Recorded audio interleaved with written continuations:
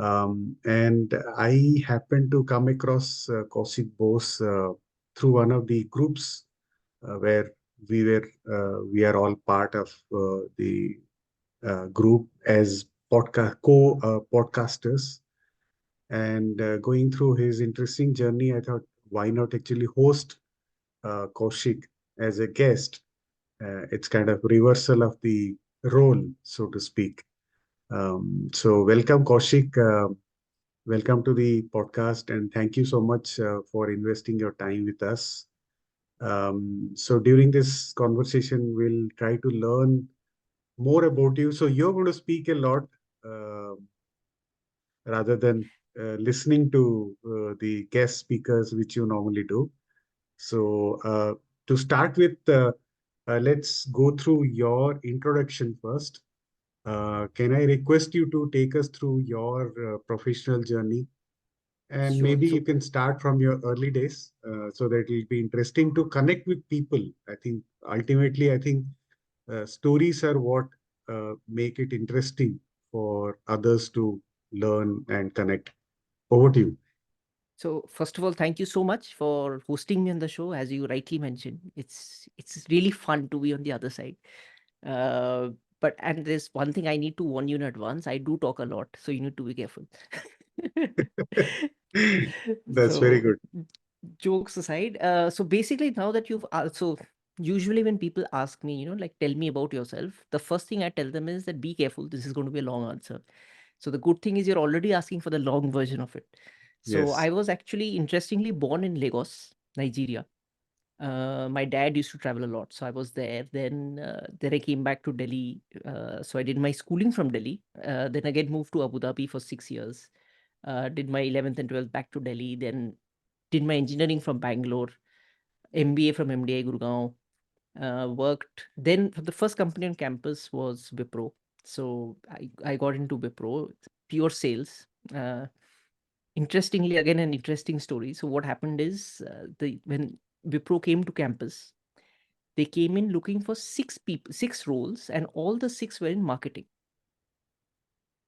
So the lady, so she has come on my show also, Preeti Kataria. So she was the Wipro HR person that time who came into the campus, and she came in and she interviewed me, and she's like that, what do you want to do? Do you want to do sales or do you want to do marketing? And this, I think, is something very relevant because part of the India Career Center, you actually mentor. So it's very interesting anecdote. So she came and asked me, what do you want to do? And I was like, kuch bhi chalega. So what happens is, you don't, because it happened to me during the internship. So in one of the companies, they asked me, do you want sales or do you want operations? I said, I want sales. And then they said, sorry, but we came only for operations, so we can't take you. So keeping that in mind, I'm like, no commitment. So she asked me 2 or 3 times, and I'm like, kuch bhi chalega, doesn't matter. So interesting. Then she finished the interview, and she's like, okay. So I came out of the room, and she also went out of the room to call someone.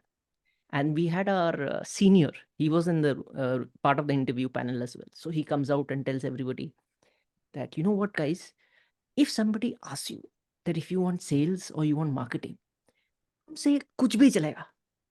Be specific. I'm like, oh, yeah, this is gone. But anyway, it was a. So, what actually happened is she went out of the room and she called the regional manager in Delhi asking that Mhm. you wanted a guy in sales. And I have a good candidate.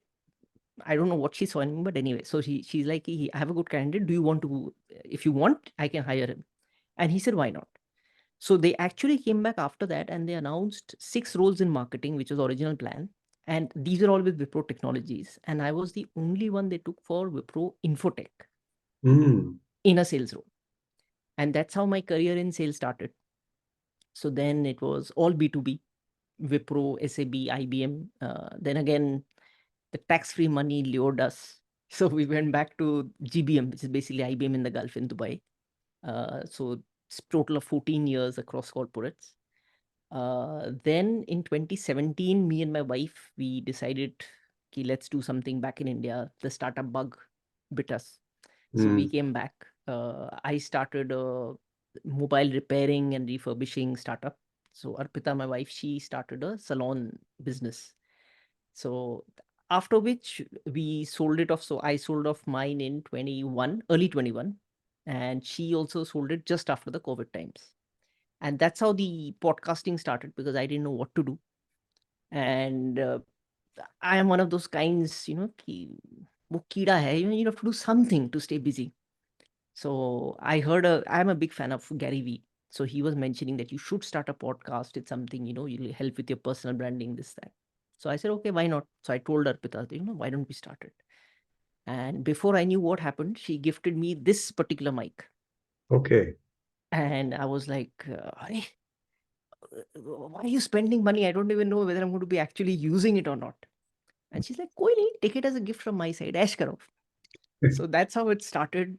I didn't expect it to go so well, very frankly. It was just a passion project. Now we are on episode 81. Fantastic. Uh, 2022, Spotify voted us as the ninth best podcast across India, across 1800 plus podcasts. And interestingly, the growth has been good. So 23 May, we added about 93% of our current audience has joined us in 23. Hmm. So it's doing pretty well. Great. So, quite a few stories in that. And I think you must talk about your first venture about the mobile repair. That's a very interesting story. I think you should tell about that. Sure. So when we started, actually, I started as I'm a mechanical engineer, by the way. Mm, mm, And I should also tell you this, especially again with the India Career Center link. When I went for my MBA interview in MDI, the question they asked me, so again, there was a panel and they're like, okay, you're a mechanical engineer. I said, yes. So they said that, um, tell me the third law of thermodynamics. And I'm like, I don't know. And then they're like, okay, you're a mechanical engineer. You don't know the third law of thermodynamics. I said, that's exactly why I'm here, right? If I knew that so well, I wouldn't have come for an MBA. Then he says, अच्छा ठीक है, first law बता दो. I'm like, no, I don't know. So that's how actually it goes. So I had been a good student like right in the beginning, but after that it was always, more of, I've been sort of a backbencher. But yes, so coming back to the startup story. So that's how we came back. I started the mobile business. I am not at all a techie person. So we started the thing because in Gurgaon there seemed to be a gap of a premium kind of a mobile repairing. So we initially started it off as a normal mobile repairing store. mm, Uh, then what we realized is like we were getting both Android and Apple, but most of the people would start comparing us with, like the local shop. So for example, let's say an Android phone would cost about $1,500 for a screen repair. Because we're giving a very nice ambience, comfort, seats, etc. So we used to charge, let's say, 2,500. mm, And then what we realized is people were like, but that guy's giving 1,500. Why are you charging 2,500? I'm like, मतलब कुछ और भी तो होगा ना, see the entire thing. So many of them, we were not able to convert quite a few initially. mm, And what we realized is that the headache is insane. Because mm, if someone of that type gives you $2,500, he's just going to eat your head out after that. So then we realized, and this is the same. So I was in B2B business. So what I realized in B2B or B2C, सरदर्द equal होता है, mm. irrespective of the value of the deal. So that's when we decided to double down on the premium devices. So we automatically moved. We only started handling iPhones, OnePlus, Samsung. That's it. When we started that business, so the same thing, like I'm saying 1,500, which we were charging 2,500. What started happening was that because we were only in premium phones, we increased that price to 3,000. Oh, okay. And people still came to us very happily Mm, because now we were only dealing with a premium client. So this is something that brand positioning, etc., is something that I realized, because before that I was always in pure sales, never to do anything in marketing. So this was a good, insightful experience. When we started this, in about 6 months, we realized that there are many people coming to us and saying that, we have an old phone which is not working and I don't want to fix it. mm. At the same time, we were getting people who came up to us and said that I am looking for an old phone because the Okay. other phone, let's say like the motherboard or something is conked. So it's virtually a waste of money. So they have to buy a new phone. So they started coming to us. Then we realized that why don't we get into the refurbishing business?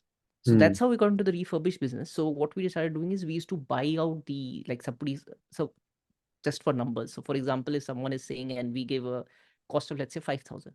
By the way, the margins in this business are excellent. So if Hmm. we are giving a cost of 5,000, maybe our price would be close to 3,000 maximum. So then that person would say, no, I don't want to spend 5,000. You take it from me, and we would probably give him $1,000 for it. So $1,000, $3,000 for fixing it, and we would sell the same phone close to 9, 10,000. Wow. So our margins increased significantly. People came to know that yes, we are dealing with good refurbished phones, and we used to, since it was an offline store, we were able to give a warranty on top of it. So that was a very good business. Start then we realized there's another gap, especially in Gurgaon, at least in 2017, 18, was that there was nobody for iWatches Okay. for repair. And Hmm. again, iWatches, the market was immense, especially in Gurgaon. So Hmm. you will get a repair comfortably. If you go to an Apple store, they will charge you around 15, 16,000 for it.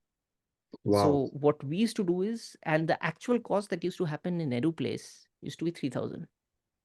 Okay. So what we did is we said we'll play in the middle. So we used to take it at 7,000. We used to go to Nehru Place, get it fixed. They used to give us a warranty at the back end. We used to come and give it to the client. Simple model. So that's how we got into the refurbished business. So we tested out all of this within a year's time. We became profitable. We were a small team, 4, 5 of us were there. And then we realized, so we started franchising it. So Hmm. that's when the sales helped. And of course, it was a profitable model. So it made a lot of sense. So we started franchising. We franchised 15 outlets in a span of 3 years across NCR. Fantastic. And after that, then in the meanwhile, happens you want to grow still bigger. So we started the startup starting trying to search for funding. Hmm. That was a big learning. So many people actually came back to us, many of the investors, etc., saying that while you are I mean, you've got great numbers, you're profitable, etc. The problem seems to be that you are not a techie. So you are Oh. a sales guy, but your co-founder, anybody else is not there who is a techie person. Hmm. So I guess it's a view they have. There's no right or wrong. So for Hmm. whatever reasons, we could not raise funding, and which is why I decided that the amount of headache, etc., that happens with this, so might as well. So we got a good offer also from one of the larger mobile repair chains. Okay. So it was a good offer. I said, why not? I mean, if you're getting 24, 30 months of profit in one shot, might as well take it. So that's when we sold it off. So they took it, then they rebranded the whole thing as Refo. So they just bought out the whole business and then they expanded nationally post that. Oh, okay. And at that point of time, you never thought of expanding to other areas geographically, or you wanted to take the funding and after that you wanted to grow? Exact. So two reasons. So one, you're right, is the primarily the funding piece, Hmm. because as soon as you move outside NCR, the operational cost goes very high. Hmm. So here, the problem with the particular mobile repairing line is that the amount of to maintain the quality becomes very paramount, Okay. because many of these technicians also, they're very smart. They're going to get in fudgy screens like a Hmm. duplicate of that, and they're just going to swap it without you even knowing it. So it was Hmm. a whole control of inventory, etc., having cameras. So it was a very big headache on the kind of scale you get. Hmm. And what we also understood is that even if you have a franchise, they don't understand this concept that you have Hmm. to actually monitor. So what they think is, I've taken a franchise, now it'll run on its own. Hmm. So these were things that we realized, and yes, you're absolutely right. So the main plan was to take it and then go national. Uh, but then, as I mentioned, so And hindsight, do you think, I mean, if you had started the startup instead of Gurgaon in a place like Bangalore, for example, Mhm. you would have had a different experience about it? uh, honestly, probably in Gurgaon there was a huge supply demand gap, Okay. so that Hmm. worked in my favor. Second is, in Gurgaon, people tend to be a little more dikhawa. Hmm. Hmm. Hmm. So we've had customers who came in, that time the iPhone, I think 11 had just launched. So they Okay. came in literally and said, sorry, the XS was launched. So they Okay. came in and said, I want the highest model Hmm. and I don't care. This is the amount. And literally they came and they used to come and just put a bundle of cash and on the table and say, I don't know, I don't care. I want this particular model. Right. So this is something that you will not get in Bangalore. The second point is also that it was the demand. So, for example, my wife, she was into a salon space. So many of her employees, they would actually come and everyone was like, Arey, I need an iPhone in my hand. So Hmm. that's the reason. So this, I think, culture is very, very prevalent in the north, at least in CR. Hmm. Hmm. So I think Gurgaon especially was even better because in Delhi and all, you still have the option of going to a Nehru place and getting things, which Hmm. many people Hmm. don't, but you still have the option. But in Gurgaon, there's absolutely nothing. You only have the Apple store or you have, the local stores. Hmm. Okay. So, post that, you tried a few other things also as a entrepreneur, Yeah, so basically, after in the meanwhile, my wife was running her salon, so she had opened two in Gurgaon itself. right? So after selling out this, again, had to do something. So I basically convinced her to carve out a nail salon piece. Hmm. So instead of franchising the whole salon, because by now I knew about how to franchise, and operationally she was excellent. So she was very good in hiring. She was very good in running the operations, customer centricity, everything. So that's how we just carved out the nail salon piece. So that was able to cut down so instead of let's say 1,000 square feet area, you're just able to do it in a 150, 200 square feet place. And Hmm. then we started franchising just the nail salon. It was called the Nail Garage. Okay. And so we launched it. We franchised three in three cities in 3 months successively. Okay. And it was then, so we were in fact on the verge of launching our own product range as well. And that Hmm. is when COVID hit. Oh, okay. So everything just went for a tailspin, left, right, center. The three franchises, they also started struggling. And that's when my wife, so she was, like, I don't want to do this right now. So let's just hold on for a bit. Let's run our stores for a while and then we'll Hmm. see. So that's how that's the gap which happened. So which is when I was like, okay, let's not, I mean, it's her baby, let her handle it. And that's how again I got into podcasting. And actually, one of the key reasons that Hmm. Brainbox is focused around leadership is that this stint where I was working with her, I realized that leadership is something which is probably a gap that exists. So I have led teams, sales teams, and everything in the past, but I feel the empathy factor was very low. Hmm. It was more around just getting numbers done. And I used to see her doing it in her salon. So that's where the realization came that there's a huge gap. And Right. then I also realized that if this gap is with me, there are many others who are just like me. So Agreed. that's why the entire podcast was focused around leadership, and that's where it started from. So that actually led from there. After that, of course, Brainbox was running. In the meantime, then so I had a MDI batchmate of mine. He Hmm. had a startup in Bangalore. So Feb, yeah, so 22. So he then told me that why don't you come in and join as chief business officer. So it was in deep tech. They were funded by Bloom. So spent a year with him, fixing GTM model, all the operationally getting everything under control. After a year, I joined another MBA batchmate of mine. He was introducing a category creator within the EV space. So Okay. that's how I joined him for a year. And then I realized, it's now time to do something on your own. Hmm. So that's how I got into. So now I'm currently consulting. So I started a podcasting agency as well. I launched a course just last week. Or was it this week? Just launched it about, Hmm. again, podcasting itself, 101. It's a basic course. So we have now got something called Brainbox Gurukul, which is more around Hmm. the academy front, which will have more courses and training and stuff like that. And of course, the consulting continues for GTM and marketing and so on. So staying busy. Great. And before we move on to the podcasting part of it, what are your chief learnings from the entrepreneurial journey? If you can list out some of them. I think the biggest is that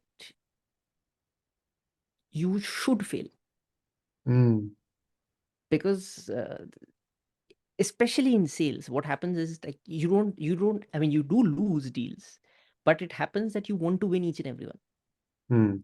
And again, very interesting anecdote. So when I was in Wipro, I had a so one of my mentors there, so he connected me with somebody in Sun. So I went in there for the interview, and this is like I was a newbie, like just about starting with Wipro, a year and a half, I think. And then I went there, and I'm like, so the guy apparently turned out that he was also from MDI, and his Mm. wife was from RB College. Okay. So we were able to strike a chord, everything, had a great interview. At the end, last me, he asked me that, so Kaushik, tell me something. Have you ever lost a deal? I said, no. And to be honest, I was very cocky about it. I was like, no. And he's like, so you know what you should do is you should lose a deal. And then we'll connect because you have the thing potential, but right now it's not right. And I'm like, "Matlab, if you don't want me, just tell me, man, why are you making stories?" But I mean, that's so I came out that time saying, okay, whatever, doesn't matter. But later on, so interestingly, the very first deal I lost uh, was again a massive, I mean, a big company in Gurgaon. And I had a great relation with the client. So so basically, we were the front runners. We should have won it. And interestingly, this time I was already in IBM. So I had left Wipro. Uh, yeah, I don't remember actually fighting and losing any deal in Wipro or in SAP. So in both these two were very good. So in IBM, this deal was like almost a done deal. And on the last day, so I'm like, it's there in my commit, the weekly commits happen. And I'm like, it's a done deal. Boss, don't worry. And then he calls me. I still remember it was in the IBM software group ground floor. He calls me and says, "Ki yaar, Kaushik, sorry, we did not go with Cognos, we went with ClickView." And I'm like, "Kaisi baat kar rahe ho? What are you saying?" And he's like, "See, it's not in my hand, right? I just said it." I said, "No, you should have told me. How can this happen?" So he's like, "This is not right, like I told you initially." Matlab, the Oracle guys, when I told him, he took it nicely. You're losing it completely. I was like thoroughly pissed for a while, and then it took me, I think, about 3-4 hours before I calmed down and like, sort of told him, "Yeah, I'm sorry, I'm sorry." And interestingly, despite all my apologies, he didn't come when I actually went and personally invited him for my wedding. So that's when it struck me that you know to to be humble at the time of defeat or a failure is super critical. Mm. So definitely this is one. So when you're, I think it's with the education system as well. You want to be first in class, you want to be the first in the race. It's changing a lot, I think, from our times. So I'm 44, so born in the 70s. So a lot has changed from then. But yes, I still think the thing is there. So startups, the best thing about it is that they're able to, entrepreneurship in general is that you Mm. you are going to learn a lot. You're going Yeah. to make a ton of mistakes. So when me and my wife, we entered this space, we were the first generation entrepreneurs. Nobody in either of our families, nobody to guide us. So we actually spent money on the wrong things, and that's where the learning happened, which is probably paying off today. So if Mm. had we not invested in marketing and trying out multiple things, so probably today I could not have told you, yes, offline marketing is not as effective as online. How could now, because we didn't try a premium brand and we did lose money initially, we don't know, that's how I realized the power of branding. Mm. So I think it's a must. So you have to learn to, I think that is the biggest. The second, I think, is that you need to balance work, I mean success, with mental wellness. Mm. And Very when I'm saying important. mental wellness, I mean as a whole. So it'll include a physical and mental well-being, if I can call it, like, so my wife, she's a certified yoga instructor for 2 decades. When we were in Dubai, that's when she did her certified. So she became a certified sports nutritionist as well from Stanford. And she was into it. I wasn't. And I was always like, let's work, work, work, work, like as much as you can. And then I slowly realized during the thing also. So there was actually, we were working so hard because we were both running our own businesses. And at one point it came that you have to balance it out, because if you take a mm, break, so so when we went on our anniversary is something that is paramount for us. mm, So even then she told her salon folks, so I had told my guys and had switched off my phone, and she told her folks, don't call me in the afternoon. So she was, I think, there till in the after 3 o'clock or something, and then we moved around 4:30. So she switched on her phone, I think, to make a payment, and the phone started ringing. mm. And those are the times when you realize that, is it really worth? Yeah. If you're not able to take a half a day, or let's say whatever, 2 3 days of peace, then is it really worth all this trouble? Yes, you may be able to follow your passion, have fun, etc., but this is one aspect. And I genuinely feel that is why you'd probably be seeing the trend happening in the Americas and all, that the entrepreneurs there are very, very careful on their physical health. So Yeah. they will go for a walk, they will run, they'll meditate, hit the gym, virtually all the top guys. This is something that is still not prevalent in India. Mm, You'll find many of them sitting and slogging till 1 o'clock at night, getting up at 6 in the morning. They'll do a yoga day on whatever 21st June just to show कि हाँ मैं yoga कर रहा हूँ, but they're not in it. mm. And interestingly, again, this is where the next part of the thing comes in. So she's into wellness. She has her own company now called Wellness Fusion. So the plan eventually is to merge, the leadership with wellness. So this was something, again, I think these are the two biggest learnings. Yeah, fantastic. Yeah, absolutely. I agree. And unless we have the right kind of balance, then all the gains are actually of no use. Absolutely. Okay, now moving on, let's deep down into the specifics about the podcasting as a journey. So Mhm. you said you got influence by one of the leaders, and that was the inspiration you started off. And when you started your journey, did you did you realize that you're going to do it as a solo, or you're going to do it all interview based? And how did you pick up the particular niche subject to carry on with this? So first I'll come to the name. Since you complimented the name, thank you. Yeah. So we were toying around with a few things, but so Arpita always used to say that my biggest asset is the intellect. So Hmm. that's how we realized it has to be something with brain. And the concept was that usually people tend to think in silos. So if you're into either corporate or you're in a startup, you'll be in very specific silos. So the concept was to think out of the box, Hmm. and therefore the catch came in. That therefore the name came in of brain box.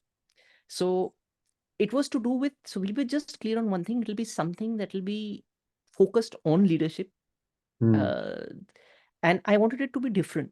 So I wanted to have leaders on the show, and the selfish reason for that was that I wanted to learn. Hmm. Yes. So that was the biggest reason. And in the process, what I came to know is that it also helps open doors. So, for example, in networking itself, right? So, I would probably not have been talking to you today had we both not been on hosting our podcast. Yeah. So, it helps network. If you want to reach somebody, so I don't think there may be 10 invitations I send on LinkedIn. I Hmm. don't think more than two of them do not accept it. Right. So, that is the power that you get when you are podcasting, which of course Yeah. I did not realize initially, to be honest. It was just a passion. So when I started, it was a solo series. So the plan Hmm. was just to have it solo. The first episode was very simple because that was primarily identifying and underlying that this is how the concept will be. The second was around my gadget scare, the startups and all that. So that was fine. By the time I reached the third or fourth episode, I realized I've run out of topics. Hmm. So that's when, so it was, a plan was to go in a season. So it was supposed to have, each season was supposed to have a separate theme on it, which I continued writing till season 12 or 13. So I had something called game changers, leaders, CIOs, etc., etc. Hmm. But the sixth episode, basically the first episode of season 2, Hmm. So I had my mentor, which I mentioned even in Wipro. So he's Ashish Wattal. That time he was the MD of Cisco. Okay. And I just asked him, I said, ki, Sarji, I want to do this thing. Will you come on the show? And I have to say, he was one of those guys who no questions asked. He's like, कब आना है? I'm like, okay, ठीक है, ये है. So before that, what used to happen is it was all audio at that time. So I Hmm. was on Anchor, which is now Spotify, but that was Anchor. So I used to just record the thing and I'm done. And this was the first one with a guest. I came on the time that was announced and everything, and then I started logging. I think it was through Zoom or something. And then I tried it, and then I suddenly realized that I'm not able to record. Oh, Google Meet. Yes. Okay. I realized that I'm not able to record it. Right. And I'm like, ये क्या हो गया? So he was very, very patient, I have to admit. So about 10-15 minutes इधर उधर होता गया. Then finally, since he was in Cisco, he's like, you know what, Kaushik, नहीं हो रहा है. So I will record it on WebEx because ours is Okay. anyway there. Right. And after that, I'll share the link with Okay. you. मैंने कहा done. So this is how the first episode started. Great. Now, he was obviously very kind, so he gave it to me and everything. But when I actually made the episode live, and this is September end 21 or maybe October Okay. first week. So when I made it live, he got, I think, 30,000 likes on his LinkedIn post in 24 hours. Fantastic. And I had another 45 odd thousand different Hmm. sets. Maybe 10,000 would be common, but otherwise it was a completely different set. So this is how, and then he literally asked me, he's like, Kaushik, ye kya hai? Matlab, is it, what is going on? So I'm like, okay, this is nice to see. So that's how it started. And then I realized that I'm actually onto something. Okay. So that's how then I decided to go the guest mode because you get to learn a lot as well from the other person. Yeah. Yeah. Yeah. And it's much more interactive. You're able to expand your network. That's how it happened. Yeah, no doubt. And going solo, as you rightly said, you have to keep churning out a lot of things, and probably some point of time you might have to be probably you have to be a little creative because Correct. churning out solo episodes is difficult always. Plus, Um, I think another problem with solo is that you're not able to expand your network. yes, absolutely. So right now, for example, many of your audience are going to know me and vice Correct. versa. So, That's right. but if it's purely solo, it won't happen. Yes, yes, absolutely. And you have really invited a lot of very, very interesting leaders across the world, actually. That's very good, actually. Some of them I did have the chance to have a quick glance and listen to some of them, actually. So, in this journey of 81 episodes already, if you can talk about few really interesting one, the Ashish episode, of course, you said is really a good, inspiring story, if I can say so, because he's somebody who's actually helped you to Mm. put up the first interview. So similar to that, if you can come up with some top of the mind recall on what are the interesting episodes Sure. with some of the leaders. So he's the only one, Ashish Vattar is the only one who came twice on the show. Okay. So next time when he came is in his current role where he was heading the entire Google Cloud practice and all. So that was every time I try something new. So I think that was the first time I was trying AI in the software, and I told him, do you want to come back on the show? And he's like, कुछ कर रहा है क्या नया? I said, हाँ. He's like, मुझे समझ में आ गया. That's why you're experimenting with me. Done, I'll come. So definitely these two episodes are there. Other than this, there was an excellent episode with Sanjay Vidyarthi.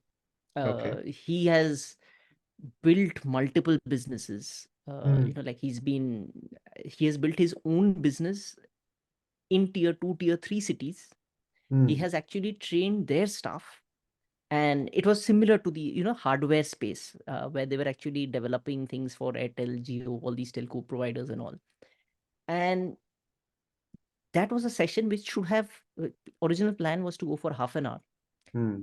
It actually went on for 1 hour 26 minutes. Okay. And that episode blew me away. When that happened, so the first startup which I mentioned where I was working, I actually, so this podcast happened on a Saturday. I actually told my batchmate on a Sunday, that next day, that I want to resign, Oh, great. because I realized, because his concept was that if you want to build a world class company, the way Right. you do things have to be radically different. Yes. And somehow I didn't feel that I would be able to, do it there, which is when Correct. I decided to make the move. So that episode for sure was So it's absolutely like a mind blowing. catalytic episode, if I can put it that way. Definitely, definitely. Wow. And there's another episode, uh, which again got me on the wellness drive. Hmm. So it was the 45th episode, if I remember right. So he's a CEO of a big EV company out here. Uh, and interestingly, he will be also coming probably for a second time very soon. Okay. That's But nice. yeah, so he came on the show. CEO, I know him. I mean, I've spent quite a bit of time with him. We've done a few deals and all that also.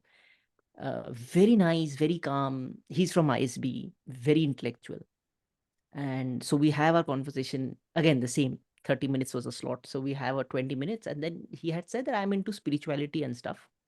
So I said, okay, so what's your take on this? And then he says that, you know what, Kaushik, uh, I have not disclosed this to anyone except my parents, Hmm. and I'm disclosing this on your show.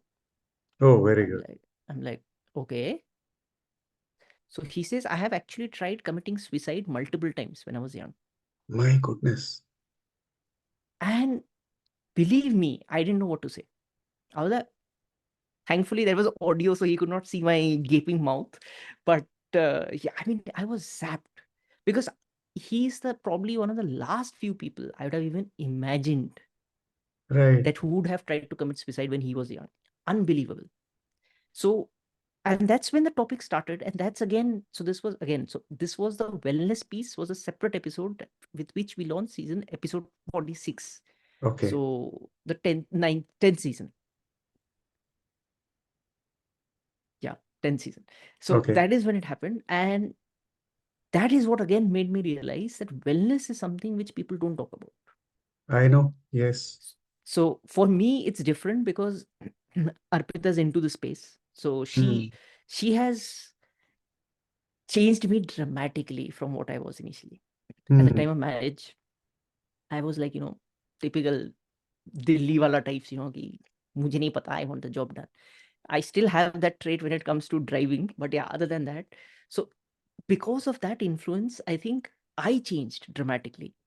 And Hmm. it is something that I probably didn't realize to that extent. But Okay. when this show episode happened, that is when it really dawned on me that this is something that is, it should be talked about. And wellness genuinely is not talked about enough as it should be, at least in India, even today. Hmm. There is a stigma attached to it. Uh, so I think it's after that that even that Deepika Padukone and all of them started talking that yes, Yeah. we have Yeah. depression. So this all happened before that. So that was, I think, again a super episode. Just I'm Uh, trying to connect one story here. Not story. In fact, I hosted someone who is from the learning challenges space. mhm, Just a couple of episodes back, his name is Dr. G. Sendil Kumar. mhm, That was on, I think, episode number 42nd. mhm. Very recently, I hosted it. And he's from the space of learning disabilities or challenges for children. Wow, I think that is also an area which needs lot of attention and lot of awareness true, still in India. And probably that is the phase when all these mental challenges start early in life. Probably it start from that level of learning disabilities, learning challenges, which we don't even talk about. I mean, again, the stigma associated with true. that as an Indian society. So I think this is connecting. So I just thought of talking about it. No, no, So back to absolutely, you again. absolutely, very true. Sorry No, no, to I mean, disturb no, no. your So, flow. so I think it's a very good example you gave because it genuinely matters. Because so we don't have kids, but we've seen a few, and that's when we also realize. In fact, today evening itself, me and Arpita were discussing this only. So it's something again. I think it needs to be talked about much more. Mm, mm. Definitely, definitely. Okay. Sorry, I stopped your flow. Probably you were about to speak a few other episodes as well. Oh, I can go on. So don't worry. I think. Great. So, doing the podcast, 81 episodes already done, and of course, you're doing host of other things as well, including consulting um, and also helping your wife to do the business. Um, so, when it comes to your own intellectual wellness, if I can put it that way, what are the Okay. things which keeps you intellectually updated or stimulated rather, apart from the podcasting? Of course, podcasting does help in this drive, but apart from that, what else you do? I mean, do you read certain types of books, or do you have some recommended books for audience, or what else you do? So first about the podcasting itself, I love consuming podcasts Great. also. So I, on an average in a week, I'll spend at least 15 to 20 hours listening to Mhm. podcasts. Very good. And Very I important think also.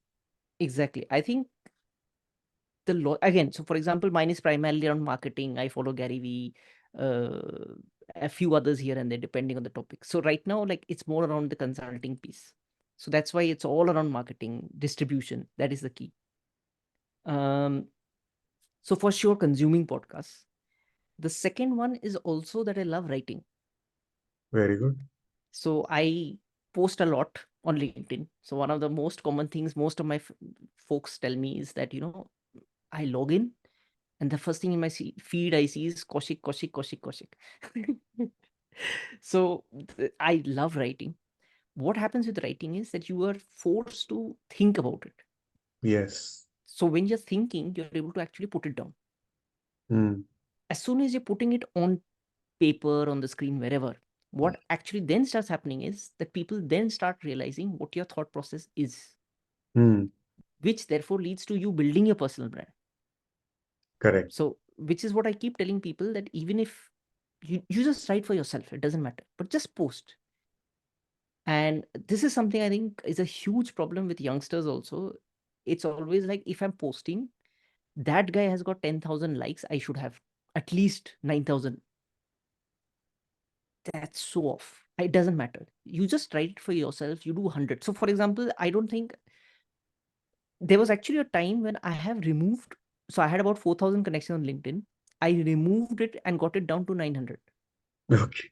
because I realized that these 900 people are the people who are actually engaging with it. So, Correct. I don't want that quantity and a vanity metric, which doesn't help. Mm. So, it's better that you have a good network, strong network. And that is when I started my LinkedIn drive again from that 900 odd. Uh, so yes, I write a lot. That is good, and I also read. Mm. My books are mainly biographies Oh, that I very read. interesting. And some of them, if you can name, So I read Indira Nui's right? Very good. Interesting. fabulous, fabulous book. I just finished. It was a biography on Dhirubhai Ambani. It's called The Mm. Polyester Prince. Mm. Again, fabulous book. I will be starting the book on Naval Ravikant. So Mm. that should be interesting as well. So yes, I'm into, but I genuinely believe that the reason is that if you consume podcasts, you're reading, that is where you get the content to write.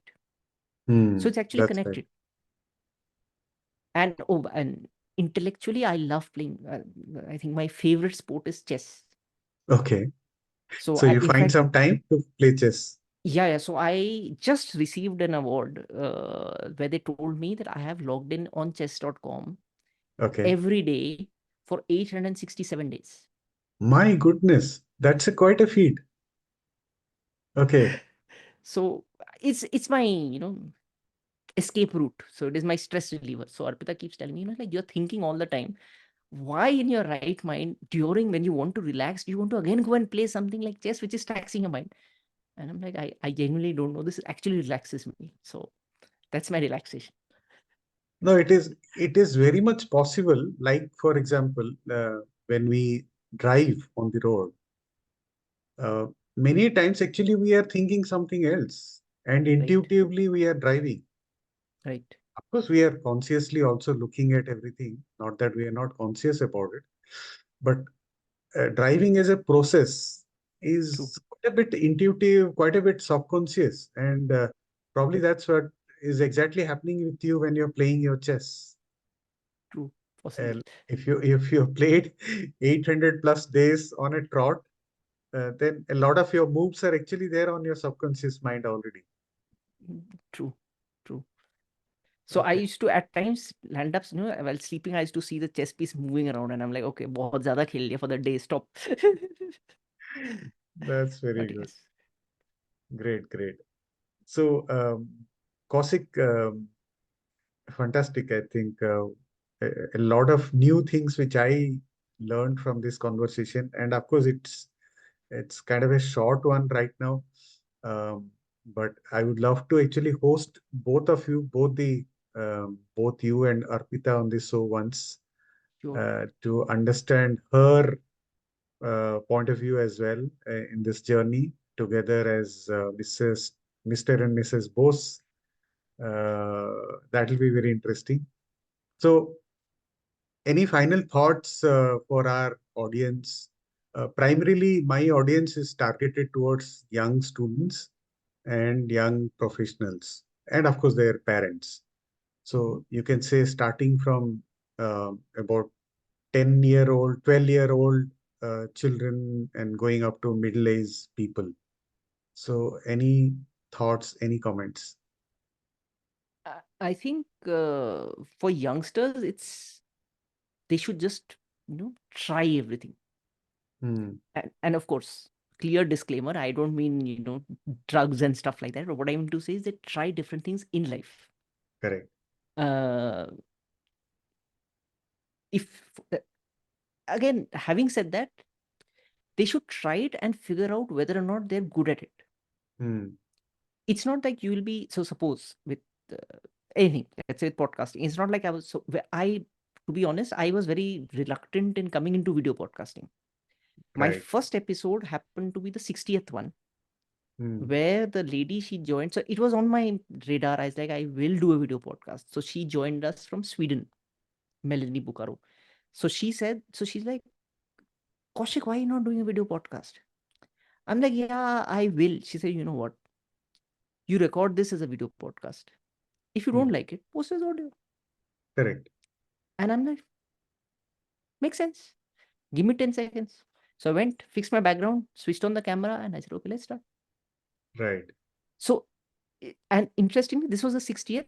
The 42nd one was another one where I was a guest. And that Hmm. also happened to be a video podcast. And if you see that, I was an absolute disaster. I mean, on the video at least.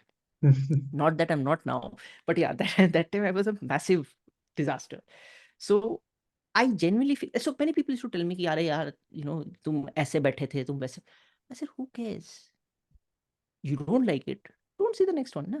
Hmm. So especially when you're young, I think that's when you can experiment with things. You can do different things. You should try. For young, not exactly young adults, but people who are young, still in in the middle part of their corporate journey, who are beginning, again the same thing holds. So it does not. So I have switched a lot of jobs. So I Hmm. have like stayed on for year and a half, moved, of course, because the pay, but also the roles, etc., that you get are immense. So I could have easily retired right now, sitting in Dubai. Like, many of my friends and colleagues are there, uh, very rich. So this is something that you again need to come back, get out of your comfort zone, try different things, the best time to do that is when you're young.